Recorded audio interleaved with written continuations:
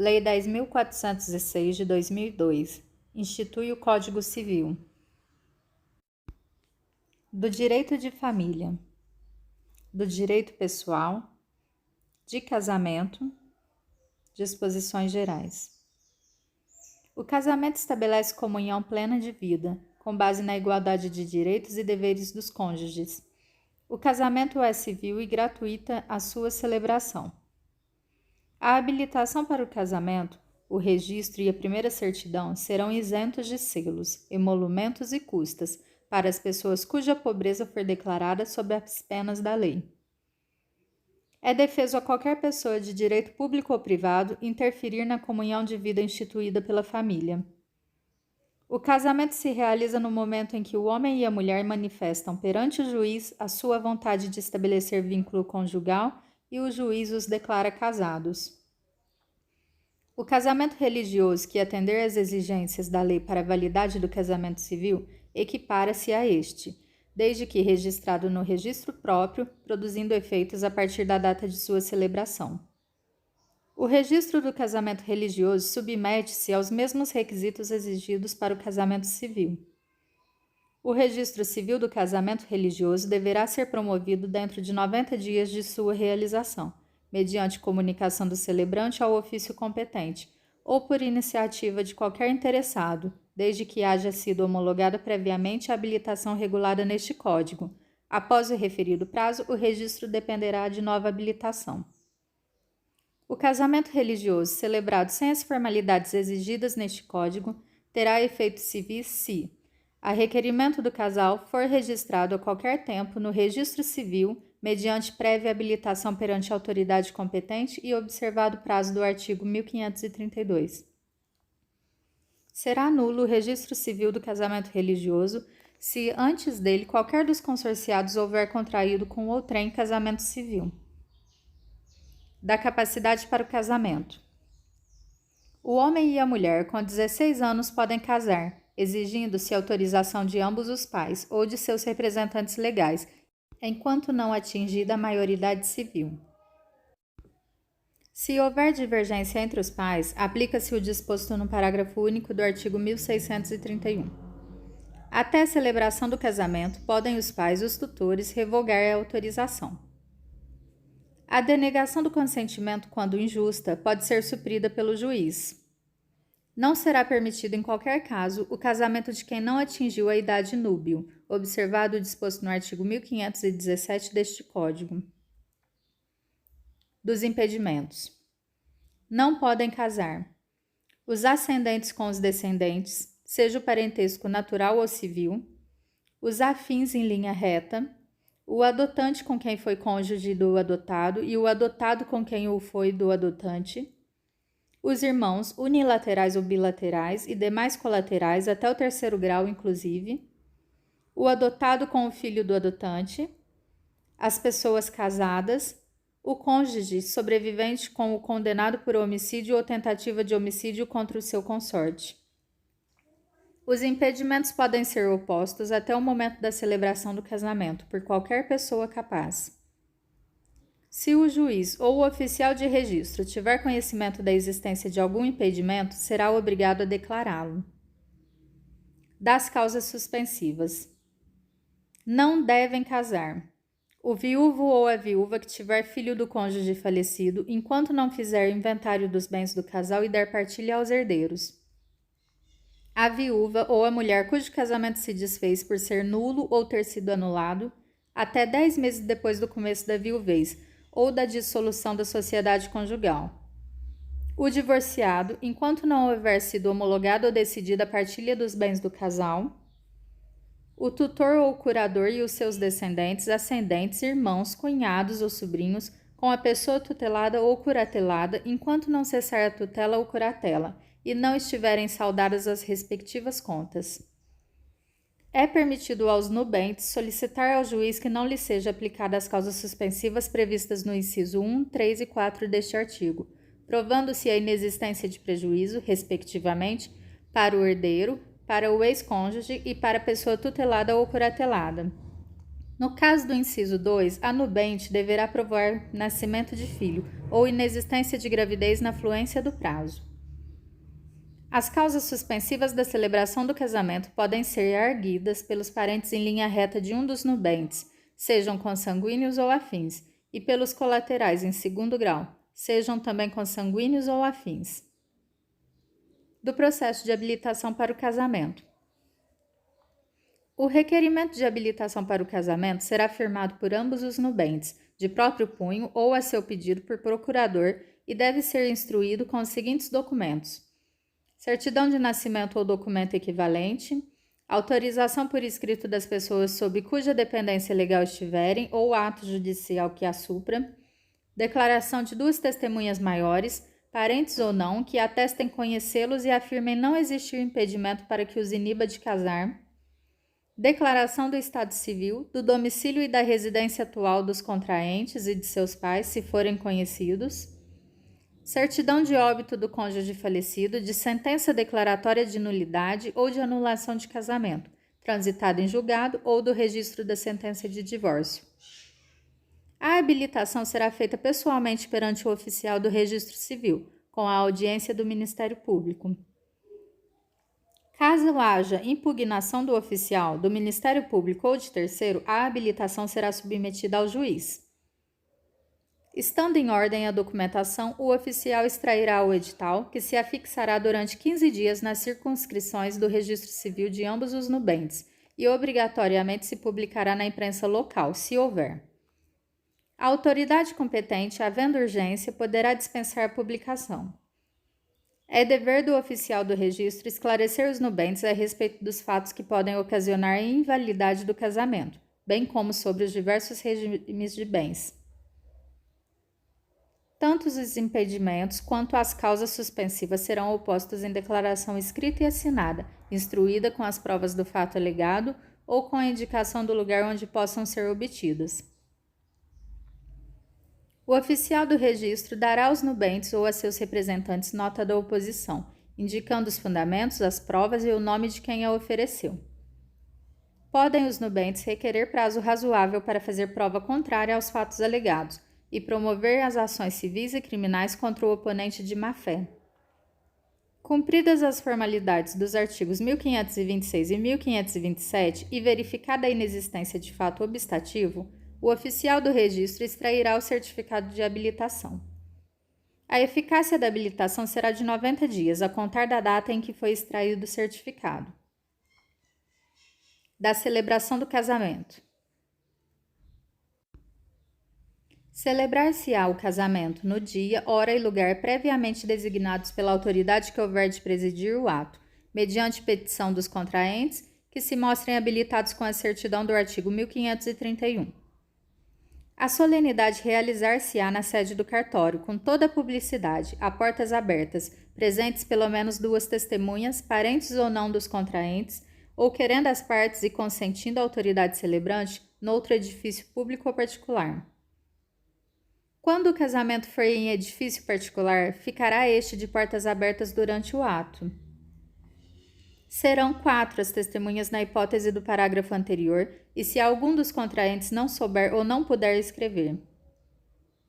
Presentes os contraentes, em pessoa ou por procurador especial, juntamente com as testemunhas e o oficial do registro, o presidente do ato, ouvida aos nubentes a afirmação de que pretendem casar por livre e espontânea vontade, declarará efetuado o casamento, nestes termos: de acordo com a vontade que ambos acabais de afirmar perante mim, de vos receberdes por marido e mulher, eu, em nome da lei, vos declaro casados.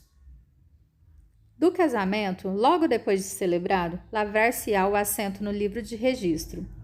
No assento, assinado pelo presidente do ato, pelos cônjuges, as testemunhas e o oficial do registro, serão exarados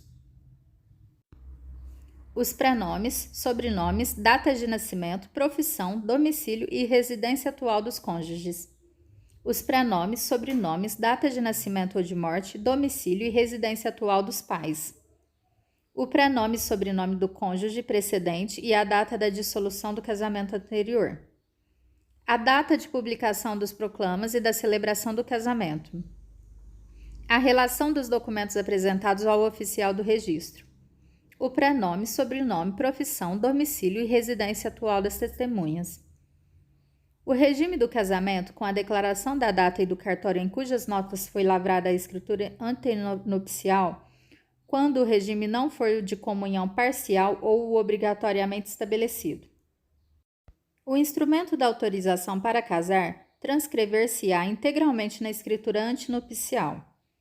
A celebração do casamento será imediatamente suspensa se algum dos contraentes recusar a solene afirmação da sua vontade, declarar que esta não é livre e espontânea ou manifestar-se arrependido.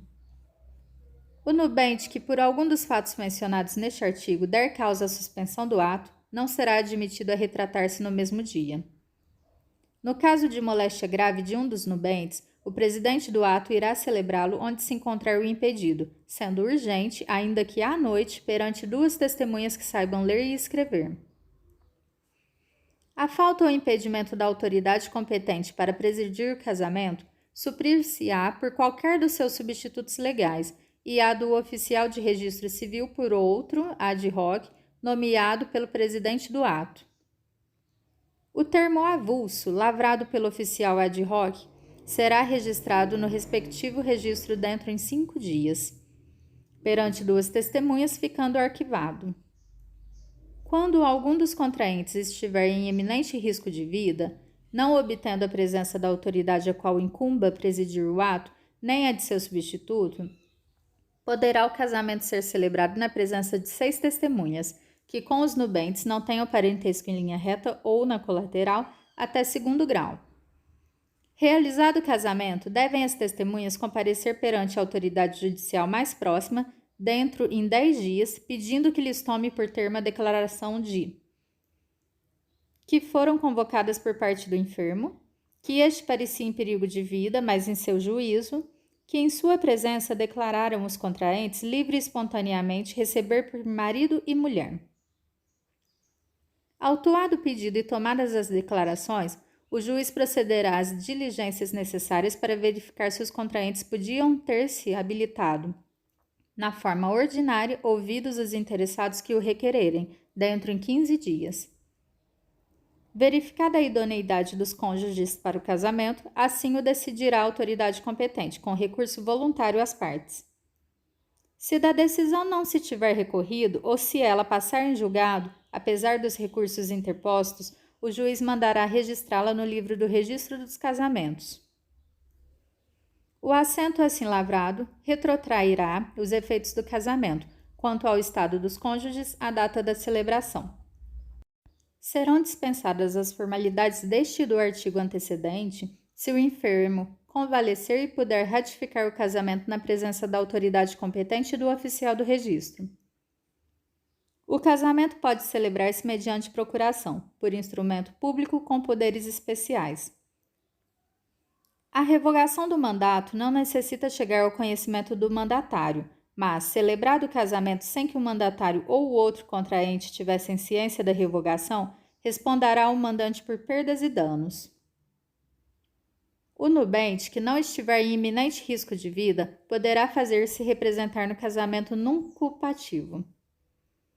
A eficácia do mandato não ultrapassará 90 dias.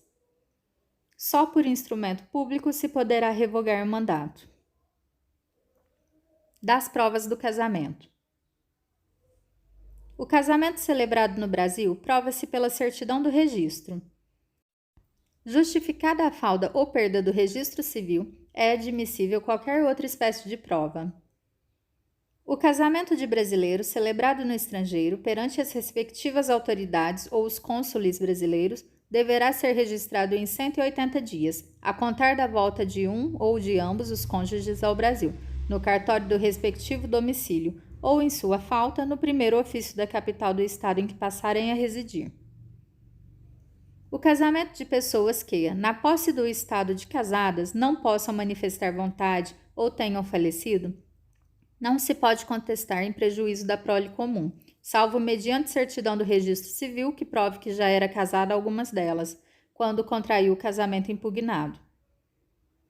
Quando a prova da celebração legal do casamento resultar do processo judicial, o registro da sentença no livro do Registro Civil produzirá, tanto no que toca aos cônjuges como no que respeita aos filhos, todos os efeitos civis desde a data do casamento. Na dúvida entre as provas favoráveis e contrárias, julgar-se-á pelo casamento, se os cônjuges cujo casamento se impugna viverem ou tiverem vivido na posse do estado de casados. Da invalidade do casamento. É nulo o casamento contraído, por infringência de impedimento. A decretação de nulidade de casamento pelos motivos previstos no artigo antecedente pode ser promovida mediante ação direta por qualquer interessado ou pelo Ministério Público. É anulável o casamento de quem não completou a idade mínima para casar, do menor em idade núbil, quando não autorizado por seu representante legal, por vício da vontade, nos termos dos artigos 1556 a 1558, do incapaz de consentir ou manifestar de modo inequívoco o consentimento, realizado pelo mandatário sem que ele ou outro contraente soubesse da revogação do mandato, e não sobrevivendo coabitação entre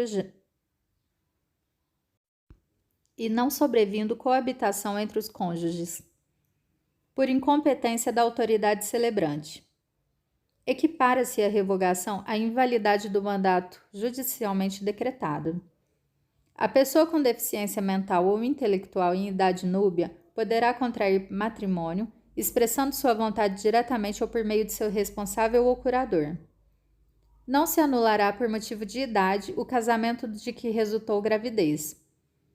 A anulação do casamento dos menores de 16 anos será requerida pelo próprio cônjuge menor, por seus representantes legais ou por seus ascendentes. O menor que não atingiu a idade núbil poderá, depois de completá-la, confirmar seu casamento com a autorização de seus representantes legais, se necessária, ou com suprimento judicial. Subsiste o casamento celebrado por aquele que, sem possuir a competência exigida na lei, exercer publicamente as funções de juiz de casamentos e, nessa qualidade, tiver registrado o ato no registro civil.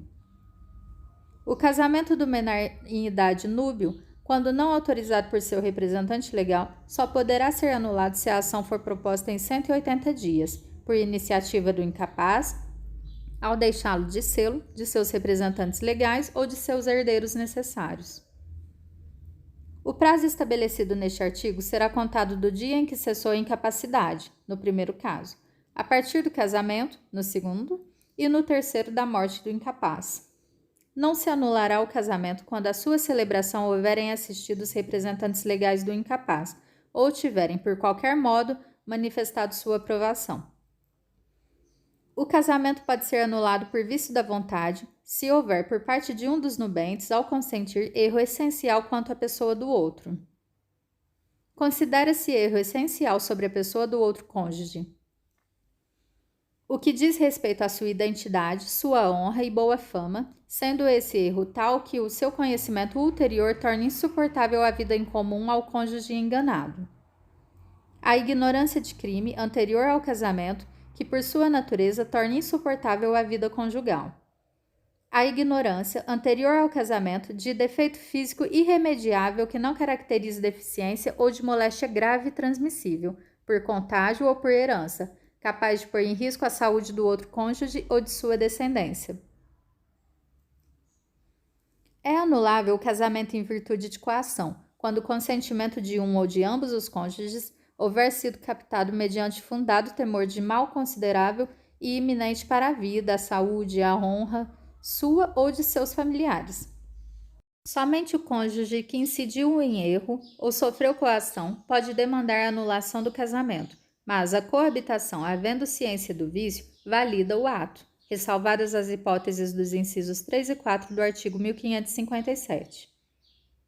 O prazo para ser intentada a ação de anulação do casamento, a contar da data da celebração, é de 180 dias, no caso do inciso 4 do artigo 1550, 2 anos, se incompetente a autoridade celebrante, 3 anos nos casos dos incisos 1 a 4 do artigo 1557, 4 anos se houver coação.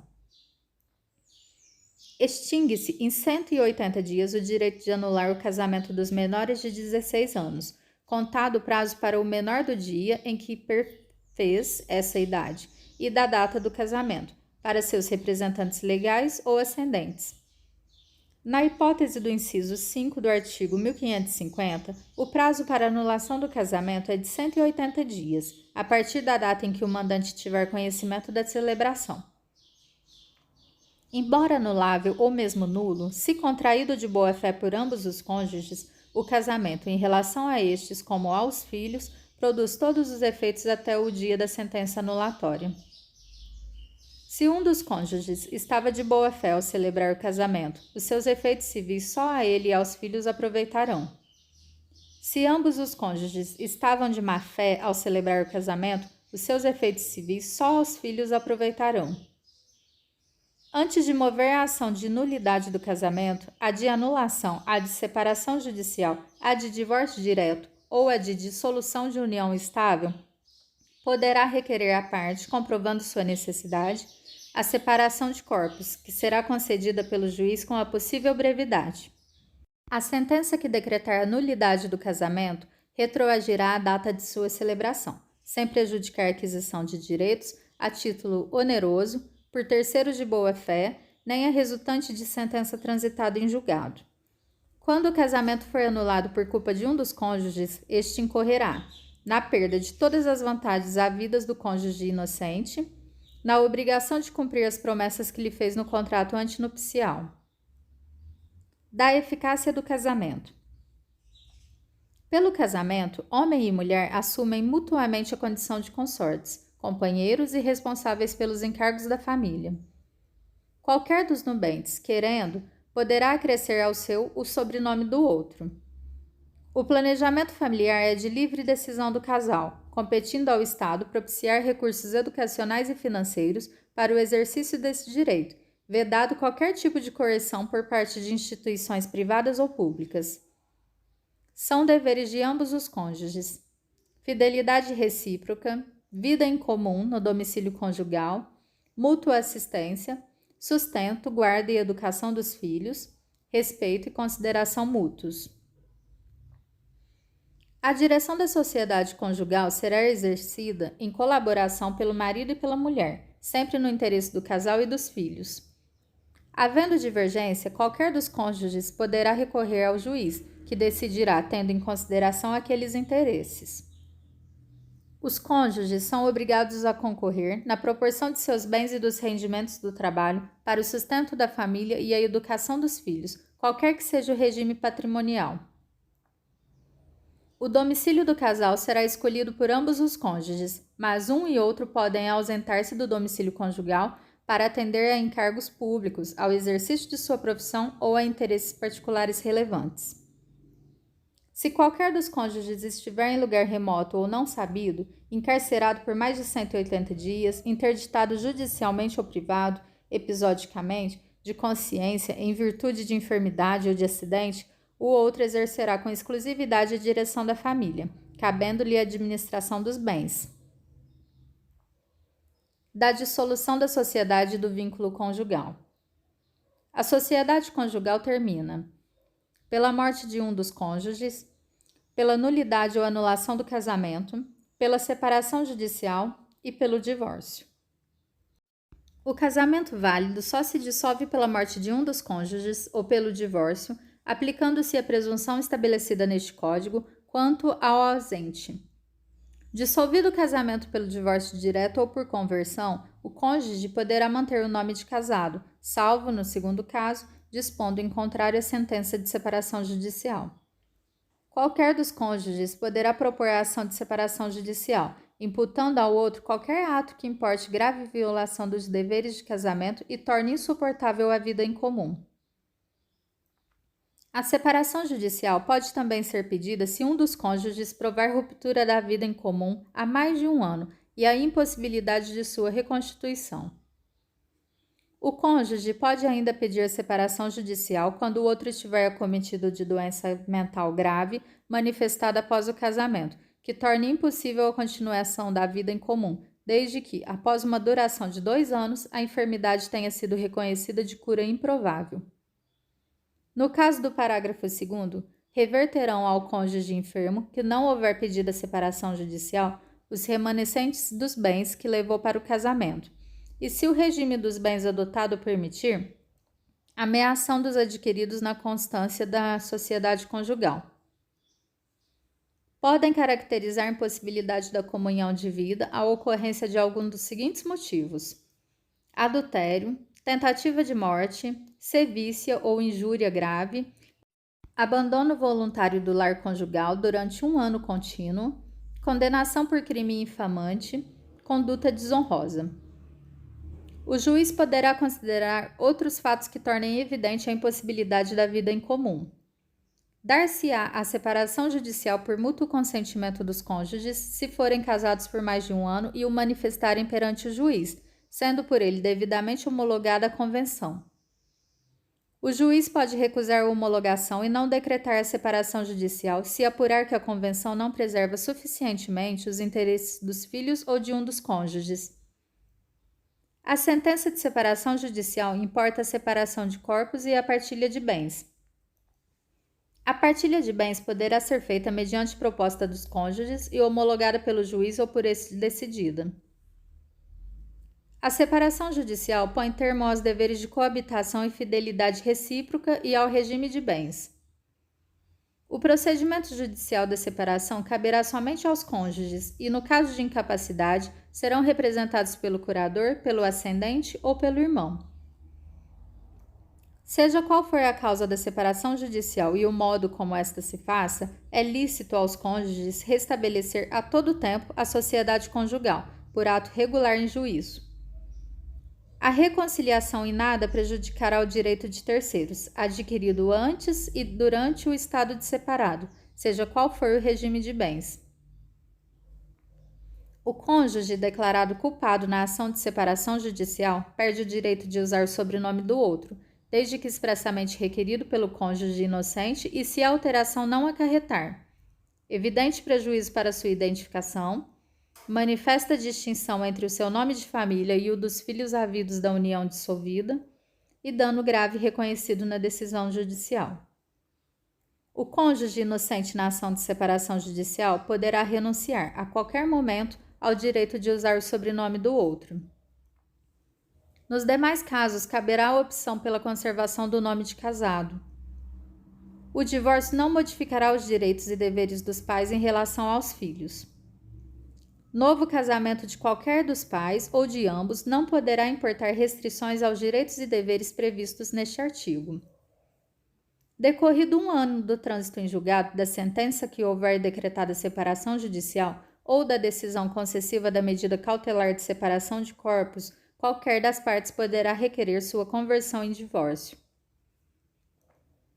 A conversão em divórcio da separação judicial dos cônjuges será decretada por sentença, da qual não constará referência à causa que a determinou. O divórcio poderá ser requerido por um ou por ambos os cônjuges, no caso de comprovada separação de fato por mais de 2 anos. O divórcio pode ser concedido sem que haja prévia partilha de bens. O pedido de divórcio somente competirá aos cônjuges. Se o cônjuge for incapaz para propor a ação ou defender-se, poderá fazê-lo o curador, o ascendente ou o irmão. Da proteção da pessoa dos filhos. A guarda será unilateral ou compartilhada. Compreende-se por guarda unilateral a atribuída a um só dos genitores ou a alguém que o substitua. E, por guarda compartilhada, a responsabilização conjunta e o exercício de direitos e deveres do pai e da mãe que não vivam sob o mesmo teto, concernentes ao poder familiar dos filhos comuns. Na guarda compartilhada, o tempo de convívio com os filhos deve ser dividido de forma equilibrada com a mãe e com o pai, sempre tendo em vista as condições fáticas e os interesses dos filhos. Na guarda compartilhada, a cidade considerada base de moradia dos filhos será aquela que melhor atender ao interesse dos filhos. A guarda unilateral obriga o pai ou a mãe que não a detenha a supervisionar os interesses dos filhos, e para possibilitar tal supervisão, qualquer dos genitores sempre será a parte legítima para solicitar informações e ou prestação de contas, objetivas ou subjetivas, em assuntos ou situações que direta ou indiretamente afetem a saúde física e psicológica e a educação de seus filhos. A guarda unilateral ou compartilhada poderá ser requerida por consenso pelo pai e pela mãe ou por qualquer deles em ação autônoma de separação, de divórcio, de dissolução de união estável ou em medida cautelar. Decretada pelo juiz em atenção às necessidades específicas do filho ou em razão da distribuição de tempo necessário ao convívio deste com o pai e com a mãe. Na audiência de conciliação, o juiz informará ao pai e à mãe o significado da guarda compartilhada, a sua importância, a similitude de deveres e direitos atribuídos aos genitores e as sanções pelo descumprimento de suas cláusulas.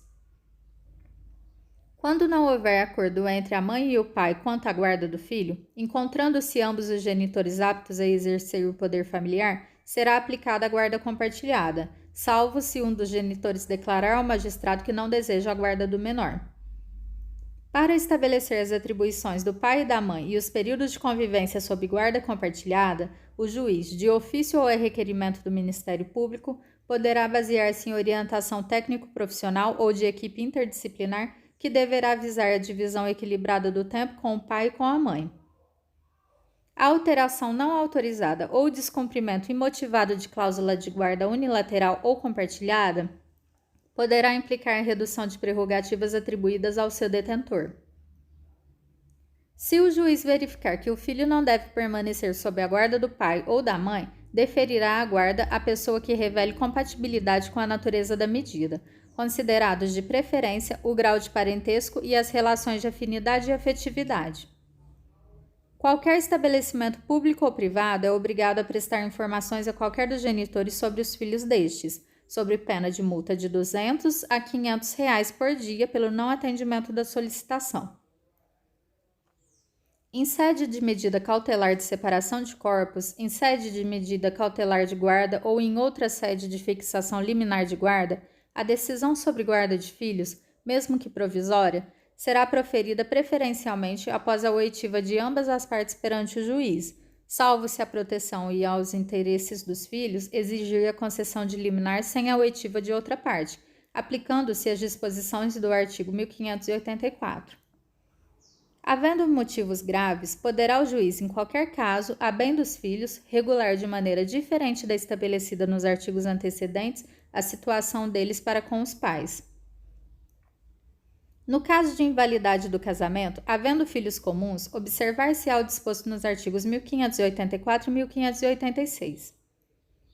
O pai ou a mãe que contrair novas núpcias não perde o direito de ter consigo os filhos, que só lhe poderão ser retirados por mandado judicial, provado que não são tratados convenientemente. O pai ou a mãe, em cuja guarda não estejam os filhos, poderá visitá-los e tê-los em sua companhia, segundo o que acordar com o outro cônjuge, ou for fixado pelo juiz, bem como fiscalizar sua manutenção e educação. O direito de visita estende-se a qualquer dos avós, a critério do juiz, observados os interesses da criança ou do adolescente. As disposições relativas à guarda e prestação de alimentos aos filhos menores estendem-se aos maiores incapazes. Das relações de parentesco. São parentes em linha reta as pessoas que estão umas para com as outras na relação de ascendentes e descendentes. São parentes em linha colateral ou transversal até o 4º grau as pessoas provenientes de um só tronco, sem descenderem uma da outra. O parentesco é natural ou civil, conforme resulte de consanguinidade ou outra origem. Contam-se na linha reta os graus de parentesco pelo número de gerações e na colateral também pelo número delas, subindo de um dos parentes até o ascendente comum e descendo até encontrar o outro parente. Cada cônjuge ou companheiro é aliado aos parentes do outro pelo vínculo da afinidade. O parentesco por afinidade limita-se aos ascendentes, aos descendentes e aos irmãos do cônjuge ou companheiro. Na linha reta, a afinidade não se extingue com a dissolução do casamento ou da união estável. Da filiação. Os filhos havidos ou não da relação de casamento ou por adoção terão os mesmos direitos e qualificações, proibidas quaisquer designações discriminatórias relativas à filiação. Presumem-se concebidos na constância do casamento os filhos, nascidos 180 dias, pelo menos, depois de estabelecida a convivência conjugal, nascidos nos 300 dias subsequentes à dissolução da sociedade conjugal, por morte, separação judicial, nulidade e anulação do casamento, havidos por fecundação artificial homóloga, mesmo que falecido o marido, havidos a qualquer tempo quando se tratar de embriões excedentários decorrentes de concepção artificial homóloga, havidos por inseminação artificial heteróloga, desde que tenha prévia autorização do marido. Salvo prova em contrário, se, antes de decorrido o prazo previsto no inciso 2 do artigo 1523, a mulher contrair novas núpcias e lhe nascer algum filho, este se presume do primeiro marido. Se nascido dentro dos 300 dias a contar da data do falecimento deste e do segundo, se o nascimento ocorrer após esse período e já decorrido o prazo a que se refere o inciso 1º do artigo 1597. A prova da impotência do cônjuge para gerar à época da concepção ilide a presunção da paternidade. Não basta o adultério da mulher, ainda que confessado, para ilidir a presunção legal da paternidade. Cabe ao marido o direito de contestar a paternidade dos filhos nascidos de sua mulher, sendo tal a ação imprescritível. Contestada a filiação, os herdeiros do impugnante têm direito de prosseguir na ação. Não basta a confissão materna para excluir a paternidade. A filiação prova-se pela certidão do termo de nascimento registrada no registro civil. Ninguém pode vindicar estado contrário ao que resulta do registro de nascimento, salvo provando-se erro ou falsidade do registro. Na falta ou defeito do termo de nascimento, poderá provar-se a filiação por qualquer modo admissível em direito. Quando houver começo de prova por escrito, proveniente dos pais, conjunta ou separadamente, quando existirem veementes presunções resultantes de fatos já certos. A ação de prova de filiação compete ao filho, enquanto viver, passando aos herdeiros se ele morrer, menor ou incapaz. Se iniciada a ação pelo filho, os herdeiros poderão continuá-la, salvo se julgado extinto o processo. Do reconhecimento dos filhos. O filho havido fora do casamento pode ser reconhecido pelos pais, conjunta ou separadamente. Quando a maternidade constar do termo do nascimento do filho, a mãe só poderá contestá-la, provando a falsidade do termo ou das declarações nele contidas. O reconhecimento dos filhos havidos fora do casamento é irrevogável e será feito, no registro do nascimento, por escritura pública ou escrito particular a ser arquivado em cartório, por testamento, ainda que incidentalmente manifestado, por manifestação direta e expressa perante o juiz, ainda que o reconhecimento não haja sido o objeto único e principal do ato que o contém. O reconhecimento pode preceder o nascimento do filho ou ser posterior ao seu falecimento, se ele deixar descendentes. O reconhecimento não pode ser revogado, nem mesmo quando feito em testamento. O filho havido fora do casamento, reconhecido por um dos cônjuges, não poderá residir no lar conjugal sem o consentimento do outro. O filho reconhecido, enquanto menor, ficará sob a guarda do genitor que o reconheceu, e se ambos o reconhecerem e não houver acordo, sob a de quem melhor atender aos interesses do menor. São ineficazes as condições e o termo apostos ao ato de reconhecimento do filho. O filho maior não pode ser reconhecido sem o seu consentimento, e o menor pode impugnar o reconhecimento nos 4 anos que se seguirem à maioridade ou à emancipação. Qualquer pessoa que justo interesse tenha pode contestar a ação da investigação de paternidade ou maternidade. A sentença que julgar procedente a ação de investigação produzirá os mesmos efeitos do reconhecimento, mas poderá ordenar que o filho se crie e eduque fora da companhia dos pais ou daquele que lhe contestou essa qualidade. A filiação materna ou paterna pode resultar de casamento declarado nulo, ainda mesmo sem as condições do putativo. Da adoção. A adoção de crianças e adolescentes será deferida na forma prevista pela Lei 8.069 de 90, o ECA. A adoção de maiores de 18 anos dependerá da assistência efetiva do poder público e de sentença constitutiva, aplicando-se, no que couber, as regras gerais do ECA, do poder familiar. Os filhos estão sujeitos ao poder familiar enquanto menores. Durante o casamento e a união estável, compete o poder familiar aos pais. Na falta ou impedimento de um deles, o outro o exercerá com exclusividade. Divergindo os pais quanto ao exercício do poder familiar, é assegurado a qualquer deles recorrer ao juiz para a solução do desacordo. A separação judicial, o divórcio e a dissolução da união estável não alteram as relações entre pais e filhos, senão quanto ao direito que aos primeiros cabem de terem em sua companhia os segundos. O filho, não reconhecido pelo pai, fica sob poder familiar exclusivo da mãe. Se a mãe não for conhecida ou capaz de exercê-lo, dar-se-á tutor ao menor. Do exercício do poder familiar.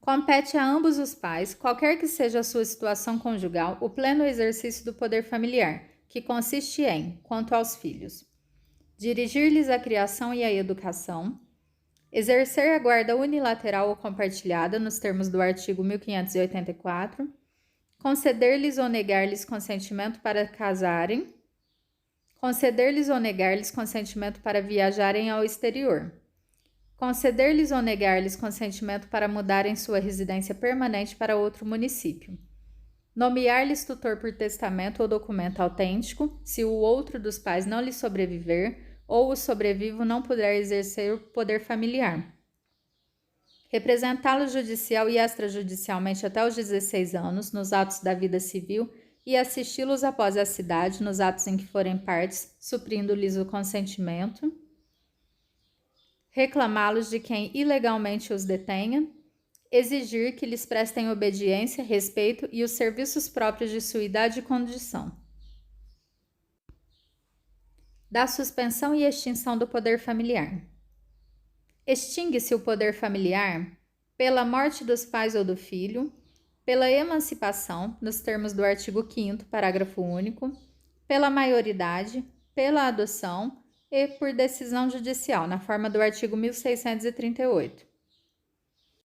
O pai ou a mãe que contrai novas núpcias ou estabelece união estável não perde, quanto aos filhos do relacionamento anterior, os direitos ao poder familiar, exercendo-os sem qualquer interferência do novo cônjuge ou companheiro.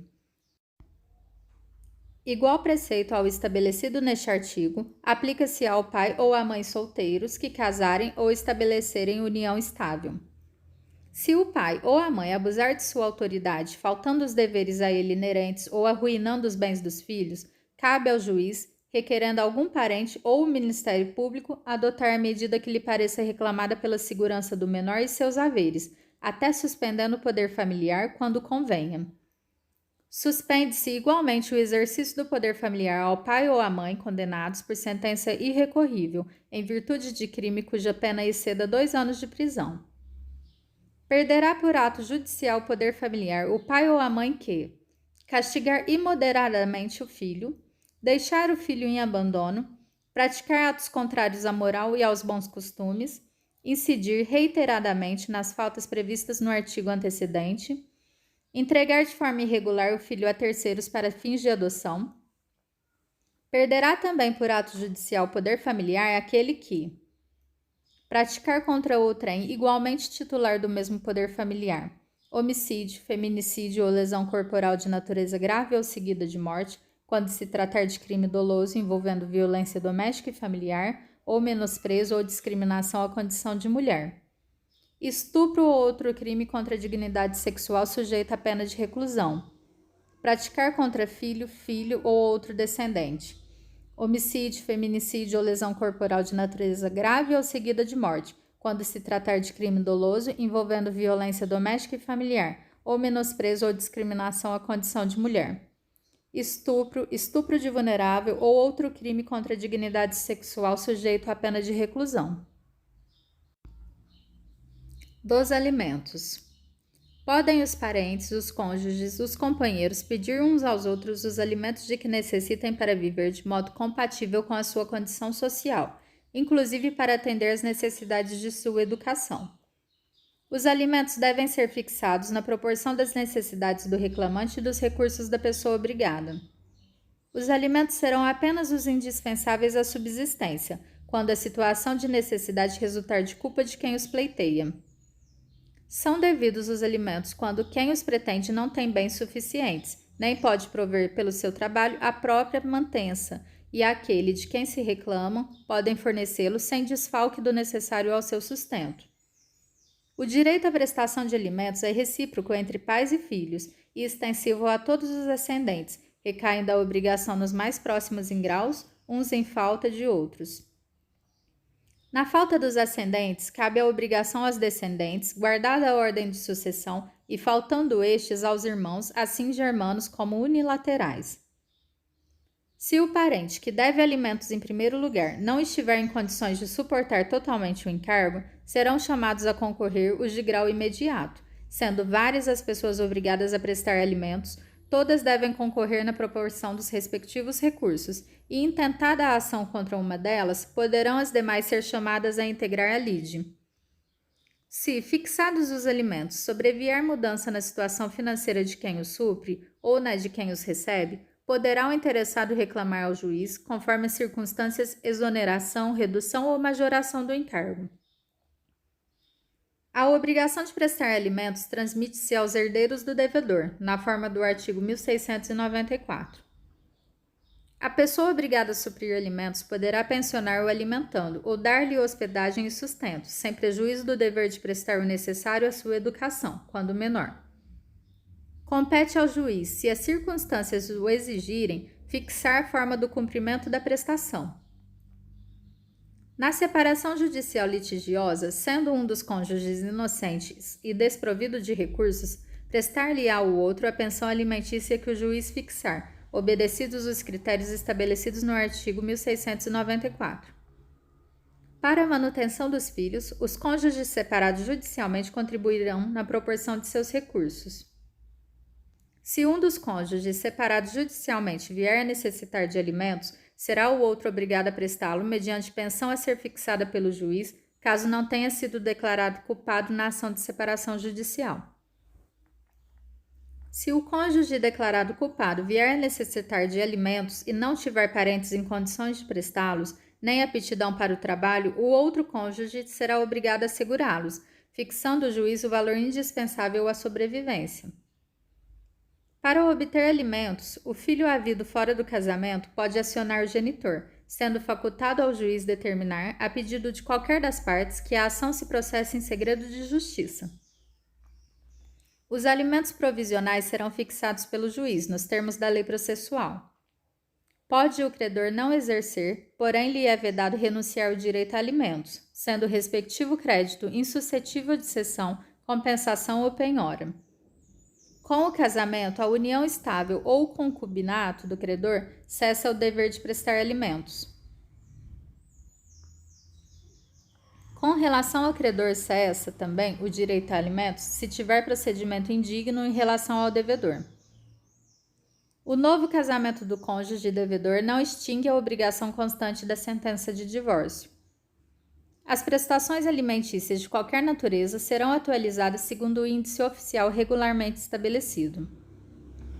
Do bem de família. Podem os cônjuges ou a entidade familiar, mediante escritura pública ou testamento, destinar parte de seu patrimônio para instituir bem de família, desde que não ultrapasse 1/3 do patrimônio líquido existente ao tempo da instituição, mantidas as regras sobre a impenhorabilidade do imóvel residencial estabelecido em lei especial. O terceiro poderá igualmente instituir bem de família por testamento ou doação, dependendo da eficácia do ato da aceitação expressa de ambos os cônjuges beneficiados ou da entidade familiar beneficiada. O bem de família consistirá em prédio residencial urbano ou rural, com suas pertenças e acessórios, destinando-se em ambos os casos a domicílio familiar, e poderá abranger valores mobiliários, cuja renda será aplicada na conservação do imóvel e no sustento da família. Os valores mobiliários destinados aos fins previstos no artigo antecedente não poderão exceder o valor do prédio instituído em bem de família, à época de sua instituição. Deverão os valores mobiliários ser devidamente individualizados no instrumento de instituição do bem de família. Se se tratar de títulos nominativos, a sua instituição como bem de família deverá constar dos respectivos livros de registro. O instituidor poderá determinar que a administração dos valores mobiliários seja confiada à instituição financeira, bem como disciplinar a forma de pagamento da respectiva renda aos beneficiários, caso em que a responsabilidade dos administradores obedecerá às regras do contrato de depósito. O bem de família, quer instituído pelos cônjuges ou por terceiro, constitui-se pelo registro de seu título no registro de imóveis. O bem de família é isento de execução por dívidas posteriores à sua instituição, salvo as que provierem de tributos relativos ao prédio ou de despesas de condomínio. No caso de execução pelas dívidas referidas neste artigo, o saldo existente será aplicado em outro prédio, como bem de família ou em títulos da dívida pública, para sustento familiar, salvo se motivos relevantes aconselharem outra solução, a critério do juiz. A isenção de que trata o artigo antecedente durará enquanto viver um dos cônjuges, ou na falta destes até que os filhos completem a maioridade. O prédio e os valores mobiliários constituídos como bem da família não podem ter destino diverso do previsto no artigo 1712, ou serem alienados sem o consentimento dos interessados e seus representantes legais, ouvido o Ministério Público. Qualquer forma de liquidação da entidade administradora, a que se refere o parágrafo 3º do artigo 1713, não atingirá os valores a ela confiados, ordenando o juiz a sua transferência para outra instituição semelhante, obedecendo-se, no caso de falência, ao disposto sob pedido de restituição. Comprovada a impossibilidade da manutenção do bem de família nas condições em que foi instituído, poderá o juiz, a requerimento dos interessados, extingui-lo ou autorizar a subrogação dos bens que o constituem em outros, ouvidos o instituidor e o Ministério Público. Salvo disposição em contrário do ato de instituição, a administração do bem de família compete a ambos os cônjuges, resolvendo o juiz em caso de divergência. Com o falecimento de ambos os cônjuges, a administração passará ao filho mais velho, se for maior, e do contrário a seu tutor. A dissolução da sociedade conjugal não extingue o bem da família. Dissolvida a sociedade conjugal pela morte de um dos cônjuges, o sobrevivente poderá pedir a extinção do bem de família, se for o único bem do casal. Extingue-se igualmente o bem de família com a morte de ambos os cônjuges e a maioridade dos filhos, desde que não sujeitos à curatela. Da união estável. É reconhecida como a entidade familiar a união estável entre o homem e a mulher, configurada na convivência pública, contínua e duradoura e estabelecida com o objetivo de constituição de família.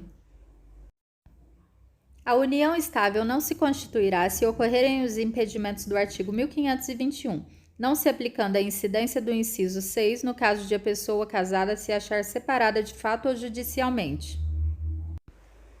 As causas suspensivas do artigo 1523 não impedirão a caracterização da união estável. As relações pessoais entre os companheiros obedecerão aos deveres de lealdade, respeito e assistência, e de guarda, sustento e educação dos filhos. Na união estável, salvo o contrato escrito entre os companheiros, aplica-se às relações patrimoniais, no que couber o regime da comunhão parcial de bens. A união estável poderá converter-se em casamento, mediante pedido dos companheiros ao juiz e assento no registro civil. As relações não eventuais entre o homem e a mulher impedidos de casar constituem concubinato. Da tutela, da curatela e da tomada de decisão apoiada. Da tutela. Os filhos menores são postos em tutela com o falecimento dos pais ou sendo estes julgados ausentes, e em casos de os pais decaírem do poder familiar. O direito de nomear tutor compete aos pais em conjunto. A nomeação deve constar de testamento ou de qualquer outro documento autêntico. É nula a nomeação de tutor pelo pai ou pela mãe que, ao tempo de sua morte, não tinha o poder familiar. Em falta de tutor nomeado pelos pais, incumbe a tutela aos parentes consanguíneos do menor, por esta ordem: aos ascendentes, preferindo o de grau mais próximo ao mais remoto; aos colaterais até o terceiro grau, preferindo os mais próximos aos mais remotos; e, no mesmo grau, os mais velhos aos mais moços. Em qualquer dos casos, o juiz escolherá entre eles o mais apto a exercer a tutela em benefício do menor. O juiz nomeará tutor idôneo e residente no domicílio do menor. Na falta de tutor testamentário ou legítimo, quando estes forem excluídos ou excusados da tutela, e quando removidos por não idôneos ou tutor legítimo e o testamentário. Aos irmãos órfãos dar-se-á um só tutor. No caso de ser nomeado mais de um tutor por disposição testamentária sem indicação de precedência, entende-se que a tutela foi cometida ao primeiro e que os outros lhe sucederão pela ordem de nomeação, se ocorrer morte, incapacidade, escusa ou qualquer outro impedimento. Quem institui um menor herdeiro ou legatário seu, poderá nomear-lhe curador especial para os bens deixados, ainda que o beneficiário se encontre sob o poder familiar ou tutela. As crianças e os adolescentes cujos pais forem desconhecidos, falecidos ou que tiverem sido suspensos ou destituídos do poder familiar, terão tutores nomeados pelo juiz ou serão incluídos em programa de colocação familiar, na forma prevista pelo ECA. Dos incapazes de exercer a tutela. Não podem ser tutores e serem exonerados da tutela, caso a exerçam, aqueles que não tiverem a livre administração de seus bens. Aqueles que, no momento de lhes ser deferida a tutela, se acharem constituídos em obrigação para com o menor ou tiverem que fazer valer direitos contra este, e aqueles cujos pais, filhos ou cônjuges tiverem demanda contra o menor. Os inimigos do menor ou de seus pais, ou que tiverem sido por estes expressamente excluídos da tutela. Os condenados por crime de furto, roubo, estelionato, falsidade contra a família ou os costumes, tenham ou não cumprido pena. As pessoas de mau procedimento ou falhas em probidade e as culpadas de abuso em tutorias anteriores. Aqueles que exercerem função pública incompatível com a boa administração da tutela. Da escusa dos tutores. Podem excusar-se da tutela mulheres casadas, maiores de 60 anos, aqueles que tiverem sob sua autoridade mais de 3 filhos, os impossibilitados por enfermidade, aqueles que habitarem longe do lugar onde se haja de exercer a tutela, aqueles que já exercerem tutela ou curatela, militares em serviço. Quem não for parente do menor não poderá ser obrigado a aceitar a tutela, se houver no lugar parente idôneo, consanguíneo ou afim, em condições de exercê-la. A escusa apresentar-se-á nos 10 dias subsequentes à designação, sob pena de entender-se renunciado o direito de alegá-la. Se o motivo excusatório ocorrer depois de aceita a tutela, os 10 dias contar-se-ão do que ele sobrevier. Se o juiz não admitir a escusa, exercerá o nomeado a tutela, enquanto o recurso interposto não tiver provimento, e responderá desde logo pelas perdas e danos que o menor venha a sofrer. Do exercício da tutela. Incumbe ao tutor, quanto à pessoa do menor, dirigir-lhe a educação, defendê-lo e prestar-lhe alimentos, conforme os seus haveres e condições. Reclamar do juiz que providencie, como houver por bem, quando o menor haja mister correção. Adimplir os demais deveres que normalmente cabem aos pais, ouvida a opinião do menor, se este já conter 12 anos de idade. Incumbe ao tutor, sob a inspeção do juiz, administrar os bens do tutelado, em proveito deste, cumprindo seus deveres com zelo e boa-fé. Para a fiscalização dos atos do tutor, pode o juiz nomear um protutor. Se os bens e interesses administrativos exigirem conhecimentos técnicos, forem complexos ou realizados em lugares distantes do domicílio do tutor, poderá este, mediante aprovação judicial, delegar a outras pessoas físicas ou jurídicas o exercício parcial da tutela. A responsabilidade do juiz será direta e pessoal, quando não tiver nomeado tutor ou não o houver feito oportunamente. Subsidiária, quando não tiver exigido garantia legal do tutor, nem o removido, tanto que se tornou suspeito. Os bens do menor serão entregues ao tutor mediante termo especificado deles e seus valores, ainda que os pais o tenham dispensado. Se o patrimônio do menor for de valor considerável, poderá o juiz condicionar o exercício da tutela à prestação de caução bastante, podendo dispensá-la se o tutor for de reconhecida idoneidade. Se o menor possuir bens, será sustentado e educado às expensas deles, arbitrando o juiz para tal fim as quantias que lhe pareçam necessárias, considerado o rendimento da fortuna do pupilo quando o pai ou a mãe não as houver fixado. Compete mais ao tutor representar o menor até os 16 anos nos atos da vida civil e assisti-lo após a cidade nos atos em que for parte. Receber as rendas e pensões do menor e as quantias a ele devidas, fazer-lhe as despesas de subsistência e educação, bem como as de administração, conservação e melhoramento de seus bens, alienar os bens do menor destinados à venda, promover-lhe, mediante preço conveniente, o arrendamento dos bens de raiz. Compete também ao tutor, com a autorização do juiz, pagar as dívidas do menor, aceitar por ele heranças, legados ou doações, ainda que com encargos, transigir, vender-lhe os bens móveis, cuja conservação não convier, e os imóveis, nos casos em que for permitido, propor em juízo as ações ou nelas assistir o menor e promover todas as diligências a bem deste, assim como defendê-lo nos pleitos contra ele movidos. No caso de falta de autorização, a eficácia de ato do tutor depende de aprovação ulterior do juiz. Ainda com a autorização judicial, não pode o tutor, sob pena de nulidade, adquirir por si ou por interposta pessoa, mediante contrato particular, bens móveis ou imóveis pertencentes ao menor. Dispor dos bens do menor a título gratuito. Constituir-se cessionário de crédito ou de direito contra o menor. Os imóveis pertencentes aos menores sob tutela somente poderão ser vendidos quando houver manifesta vantagem, mediante prévia avaliação judicial e aprovação do juiz. Antes de assumir a tutela, o tutor declarará tudo o que o menor lhe deva, sob pena de não lhe poder cobrar enquanto exerça a tutoria, salvo provando que não conhecia o débito quando a assumiu. O tutor responde pelos prejuízos que, por culpa ou dolo, causar ao tutelado, mas tem direito a ser pago pelo que realmente despender no exercício da tutela, salvo no caso do artigo 1734, e a perceber remuneração proporcional à importância dos bens administrados. Ao protutor, será arbitrada uma gratificação módica pela fiscalização efetuada. São solidariamente responsáveis pelos prejuízos as pessoas às quais competia fiscalizar a atividade do tutor e as que concorrerem para o dano. Dos bens do tutelado.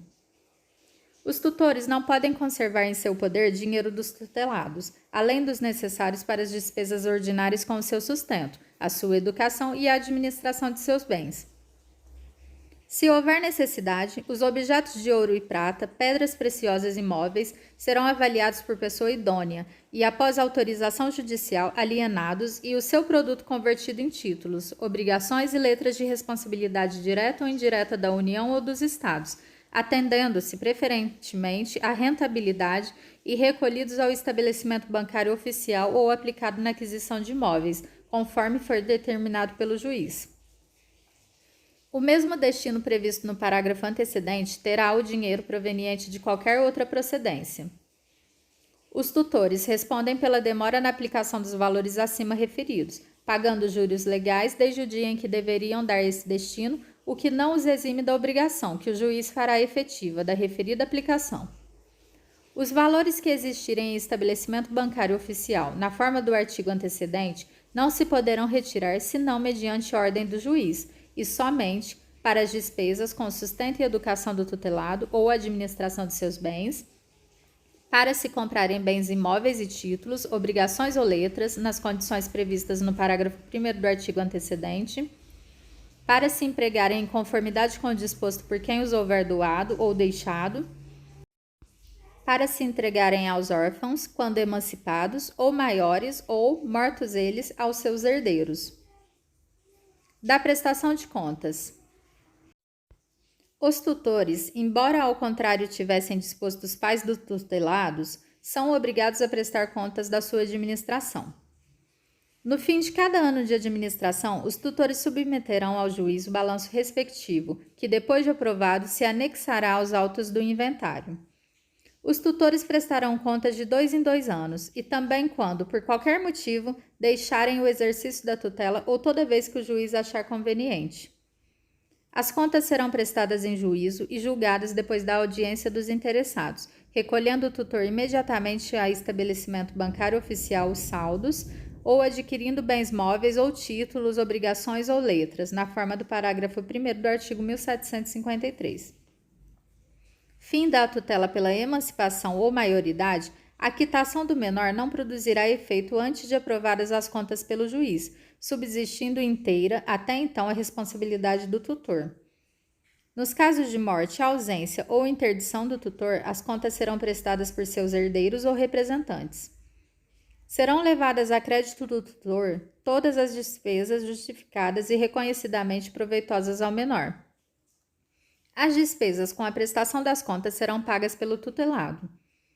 O alcance do tutor, bem como o saldo contra o tutelado, são dívidas de valor e vencem juros desde o julgamento definitivo das contas.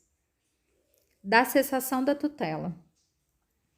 Cessa a condição de tutelado, com a maioridade ou emancipação do menor, ao cair o menor sob o poder familiar, no caso de reconhecimento ou adoção. Cessam as funções do tutor, ao expirar o termo em que era obrigado a servir, ao sobrevir escusa legítima, ao ser removido. O tutor é obrigado a servir por espaço de 2 anos. Pode o tutor continuar no exercício da tutela, além do prazo previsto neste artigo, se o quiser e o juiz julgar conveniente ao menor.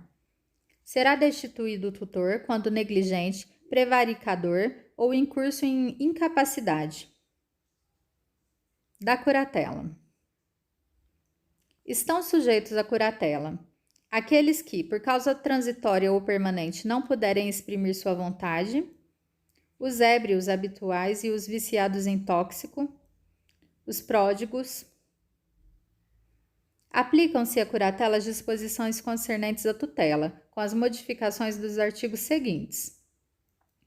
O cônjuge ou companheiro, não separado judicialmente ou de fato, é de direito curador do outro, quando interdito. Na falta do cônjuge ou companheiro, é curador legítimo o pai ou a mãe. Na falta destes, o descendente que se demonstrar mais apto. Entre os descendentes, os mais próximos precedem aos mais remotos. Na falta das pessoas mencionadas neste artigo, compete ao juiz a escolha do curador. Na nomeação de curador para pessoa com deficiência, o juiz poderá estabelecer curatela compartilhada a mais de uma pessoa. As pessoas referidas no inciso 1 do artigo 1767 receberão todo o apoio necessário para ter preservado o direito à convivência familiar e comunitária, sendo evitado seu recolhimento em estabelecimento que os afaste deste convívio. A autoridade do curador entende-se a pessoa e aos bens do filho do curatelado, observado o artigo 5º.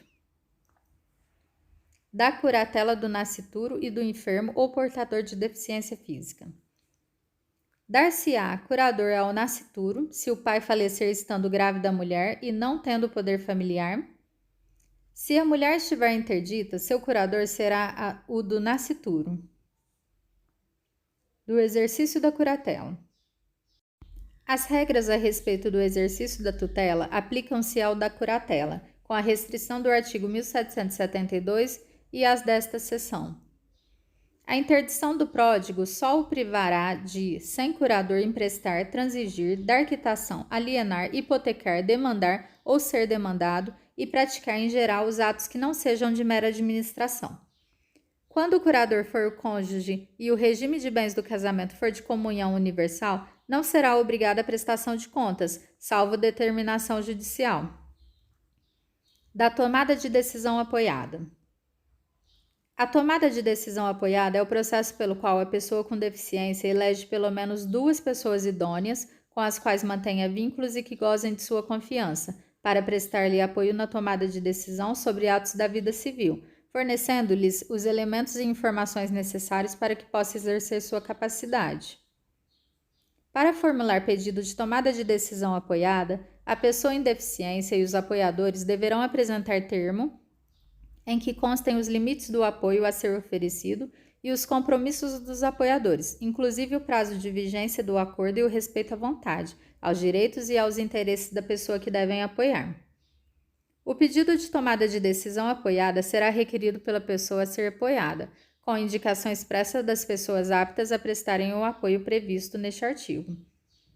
Antes de se pronunciar sobre o pedido de tomada de decisão apoiada, o juiz, assistido por equipe multidisciplinar após oitiva do Ministério Público, ouvirá pessoalmente o requerente e as pessoas que lhe prestarão apoio.